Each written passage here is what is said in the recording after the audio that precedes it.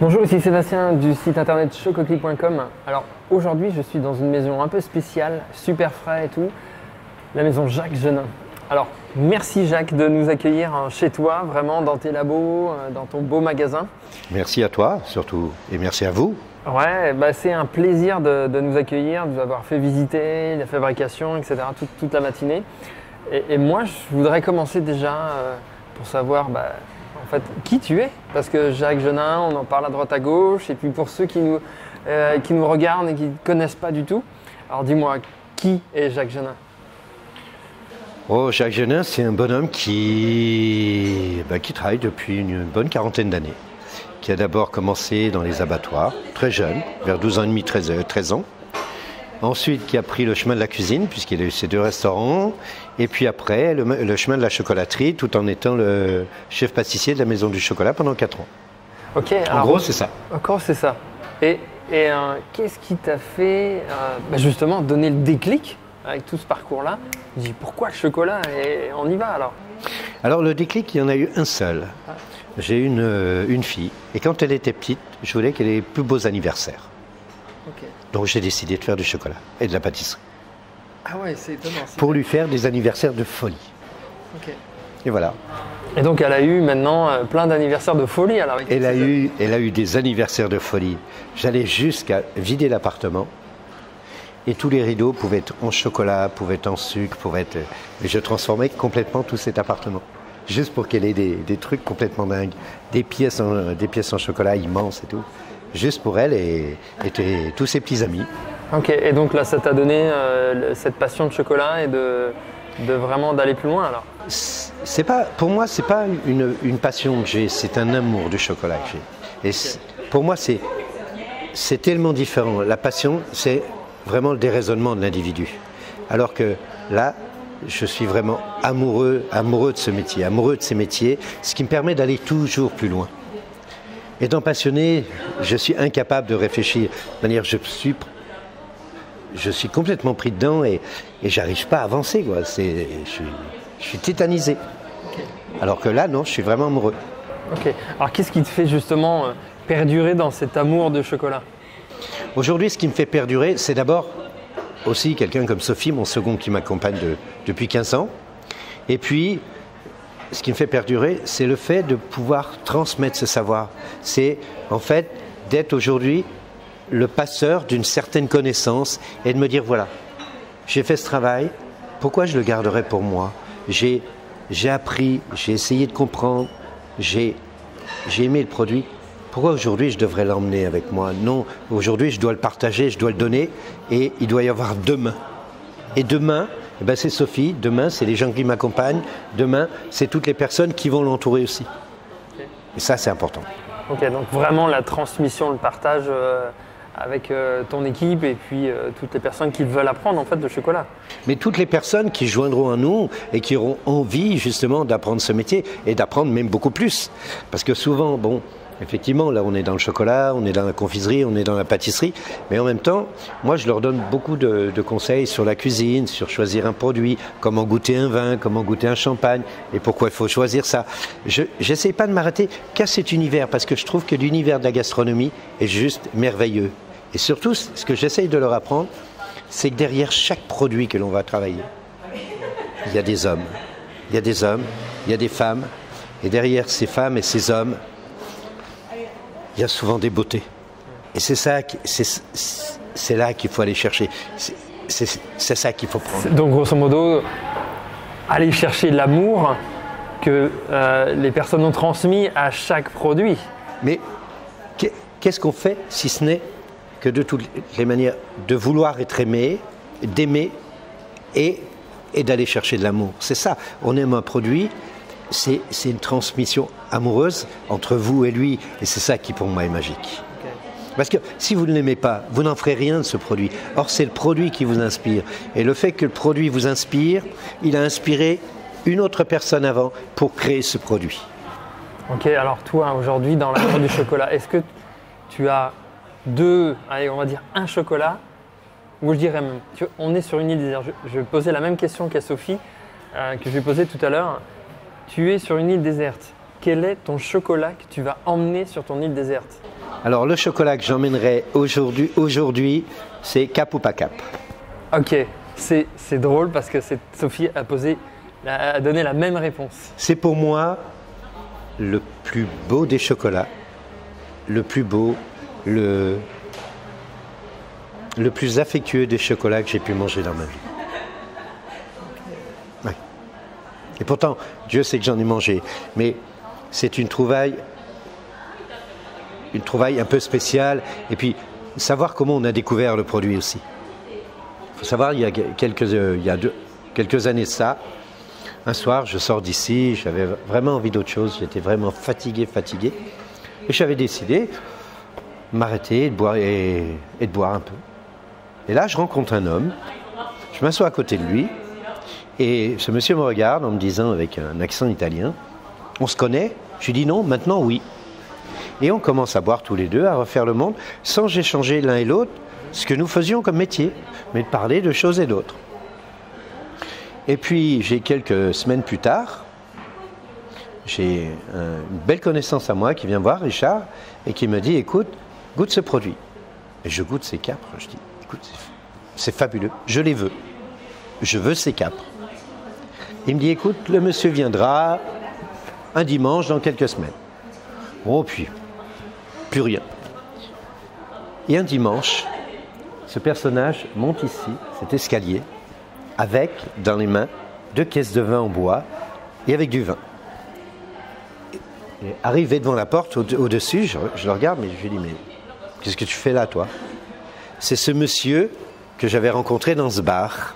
Et il me regarde, il me fait, les capres, c'est moi. C'était complètement inouï. Et avec Sophie, quand je lui ai fait goûter les capres, elle me dit, on va faire un praliné aux capres. Et on est parti là-dessus. Et c'est vrai que c'est un bonbon assez merveilleux. C'est un bonbon, vous avez un produit d'Italie, vous avez un sel de Guérande français, vous avez une couverture qui est de Madagascar et un beurre qui est normand. Et après, on va me dire que la gastronomie, elle est pas internationale. Et c'est juste, pour moi, l'un des plus beaux bonbons de chocolat qu'on puisse trouver aujourd'hui. Ok. Vous avez compris, vraiment. Je ne suis pas le seul à le dire. Venez goûter un cap ou pas capre, donc le chocolat au capre de la maison Jacques Genin. Franchement, j'ai goûté tout à l'heure, un délice. Et ce qui est fabuleux, c'est que je dis à Sophie, comment va-t-on l'appeler? Elle me dit, papa, cap ou pas cap? Ça a été immédiat, quoi. Ouais. Et ça a été fabuleux. Ça, c'est fabuleux. Ça, c'est vraiment une belle histoire. Ça, c'est une belle histoire. Magnifique. Et puis voilà, c'est une belle histoire à travers Gabrio Bini, donc qui crée ces capres. Il crée aussi des vins juste extraordinaires. C'est une histoire aussi de transmission aussi avec Sophie et moi. Et voilà. Voilà pour moi la belle symbiose d'un produit. La rencontre d'un homme à travers son produit, la rencontre de cet homme à travers Sophie et à travers moi. C'est ça un produit. Un produit n'existe que parce que derrière vous avez de l'être humain. C'est en ça que pour moi je revalorise beaucoup ces métiers, parce qu'on reste dans l'artisanat complet. Et l'artisanat complet, quoi qu'on dise, derrière, il n'y a que de l'humain, quoi. Il n'y a que de l'humain. Et c'est ça qui est beau. Ouais, justement, en parlant d'humains, d'hommes et de femmes, et surtout de femmes, tu as une grande équipe de femmes. Alors, est-ce que c'est facile à gérer au quotidien? Comment ça se passe? Parce que c'est vrai que ce n'est pas souvent le cas dans les laboratoires de pâtisserie et chocolaterie. C'est pas plus difficile que de gérer des hommes. Okay. Parce que quand vous gérez des hommes, souvent, vous avez un problème de confrontation. Vous avez la même chose quand vous gérez des femmes, mais pas la même confrontation. C'est une confrontation avec les femmes où vous serez plus dans le charme, dans la séduction, dans la beauté. Avec les hommes, vous aurez une confrontation un peu masculine. Vous savez, il faut que vous montriez sans arrêt qu'il y a un coq dans la basse-cour et pas deux. Et là, j'arrive à voir à travers mon équipe, parce que j'ai quand même quelques garçons, ne serait-ce que pour équilibrer l'équipe. Mais j'arrive à avoir beaucoup plus de féminité, beaucoup plus de tendresse, j'arrive à avoir beaucoup plus de calme, et puis elle ne s'emballe pas pour un oui, pour un non. D'accord. Est-ce que ça se ressent dans les chocolats Genin? Ça se ressent beaucoup dans les chocolats Genin, parce que les chocolats Genin, ils ont d'abord, au-delà de sa fraîcheur, puisqu'on est quand même les seuls à travailler comme ça en produits frais, au jour le jour, au-delà de sa fraîcheur, ils ont une sensualité, ils ont une vraie féminité. Et ça se ressent. C'est travailler avec une belle aisance, c'est travailler avec beaucoup d'élégance, c'est travailler avec beaucoup de charme et beaucoup de séduction surtout. Okay. Alors justement, avec tout ça, qu'est-ce que ce serait quoi tes rêves, tes grands rêves chocolatés? Les grands rêves chocolatés? Ouais, tu en aurais un rêve que tu aimerais réaliser.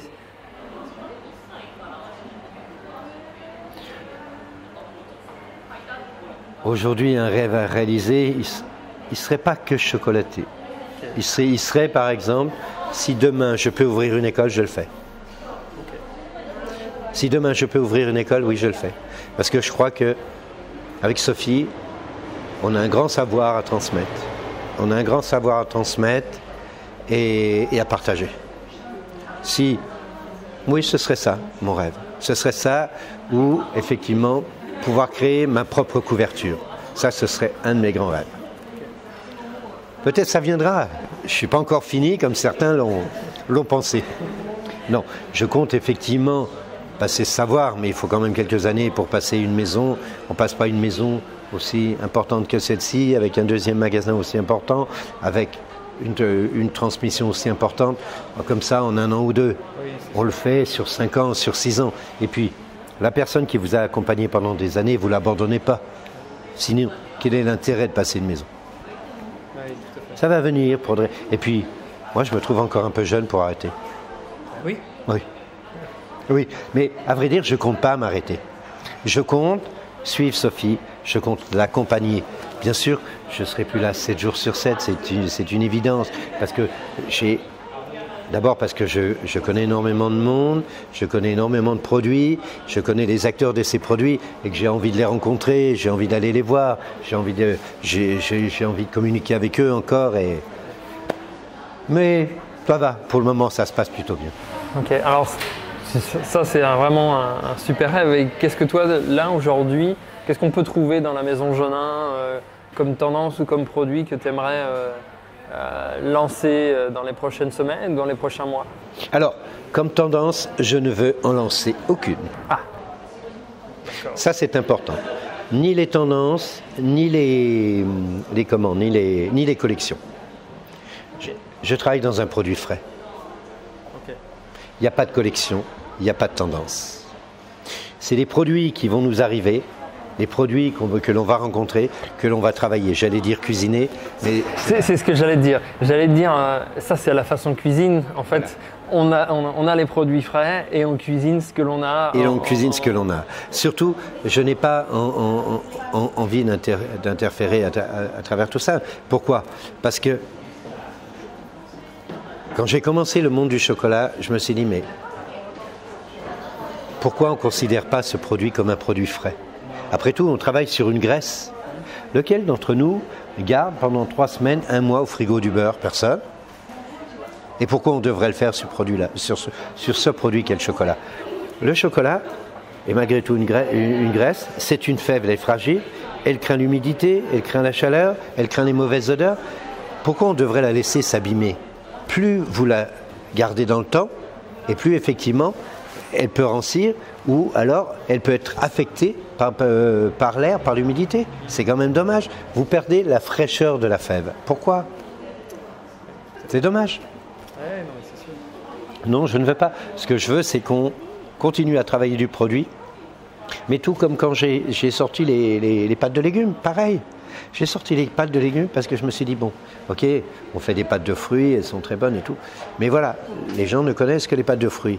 Et il y a 2 ans de ça, j'ai commencé à m'acheter des navets, des carottes. J'ai dit, tiens, pourquoi je ne ferais pas des pâtes de légumes? Et voilà, et l'idée est venue comme ça.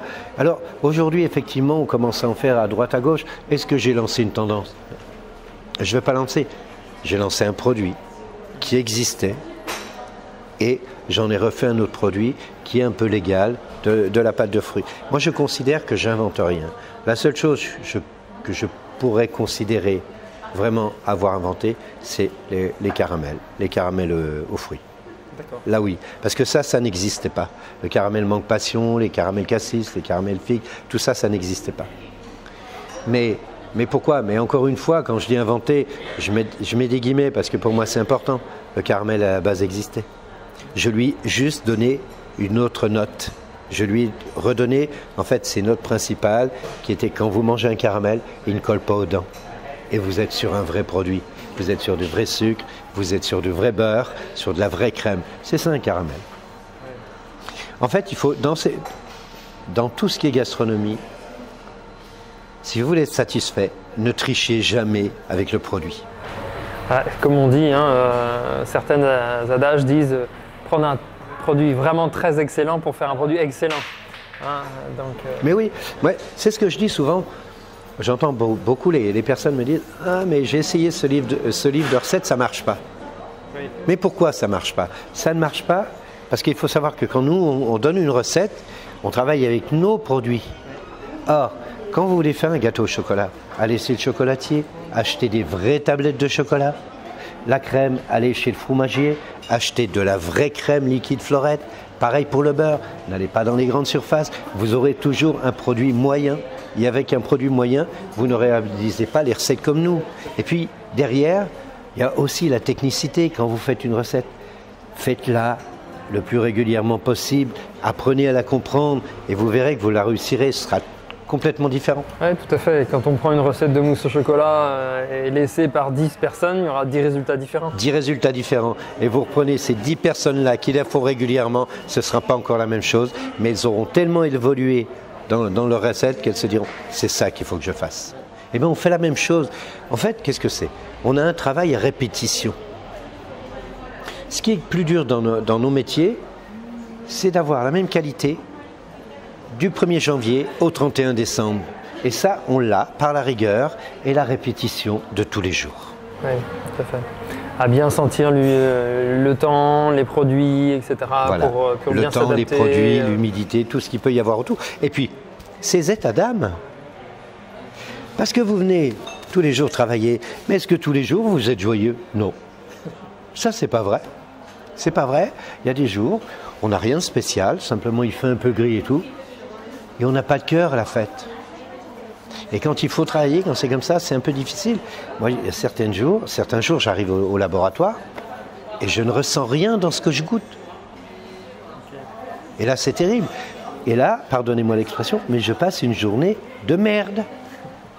J'imagine, ouais, j'imagine. Je passe une journée pas bien. Et même quand je sors après le soir, de toutes les manières, comme je ne suis pas content de ma journée, eh ben, je ne suis pas ouvert aux autres. Je suis complètement renfermé sur moi-même et c'est terrible.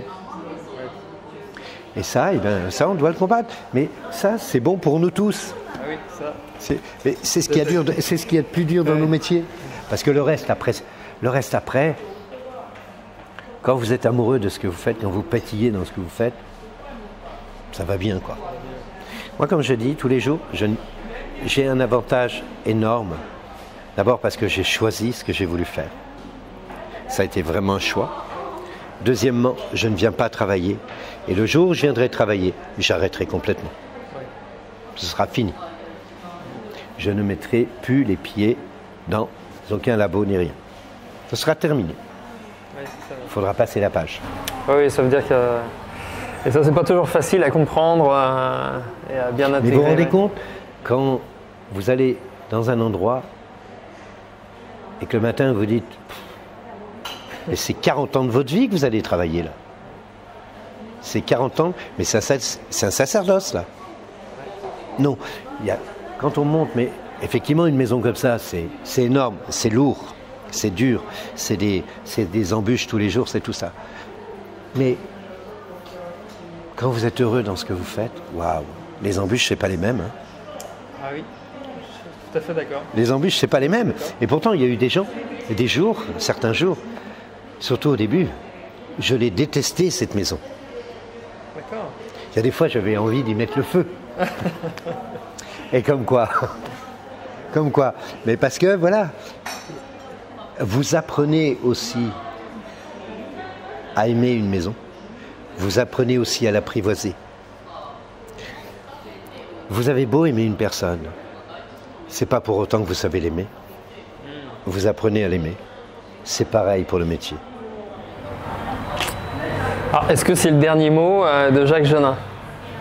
Je resterai sur ce dernier mot parce qu'il me va bien. Apprendre à aimer. Apprendre à aimer. C'est ce qui est le plus difficile. Après le reste, ça va bien. En tout cas, merci Jacques pour cet échange et nous avoir partagé et ouvert les portes de ta maison et de ton équipe qui sont alors vraiment aux petits soins et un bel échange entre toute l'équipe. Oui, Donc, oui, j'ai une équipe franchement merveilleuse. ouais. J'ai une équipe merveilleuse et vous le sentez quand vous rentrez dans le laboratoire, vous sentez que c'est détendu, vous sentez qu'ils sont contents d'être là. Non, moi je suis plutôt ravi. En tout cas, ravi de ce qu'on a monté aujourd'hui avec Sophie. Ouais, tout à fait. Donc félicitations en tout cas, puis merci en tout cas Jacques pour ça et je te dis à une prochaine. À une prochaine. Voilà. Et vous êtes tous les bienvenus. Ça marche. En tout cas, nous on se retrouve pour une prochaine vidéo et merci de nous avoir suivis. Je dis un pouce pour dire j'adore cette vidéo et je vous dis à très vite.